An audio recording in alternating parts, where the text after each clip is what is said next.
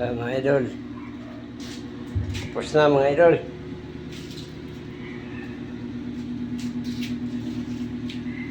Oo.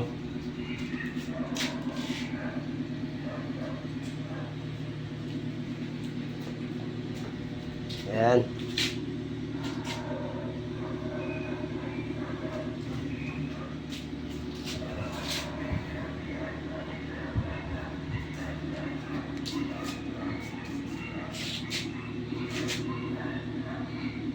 Turahan na.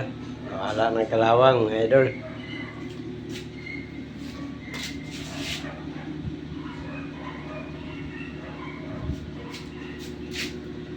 Mamaya ano lang to, kukunin na yung mga nakabalot na diaryo.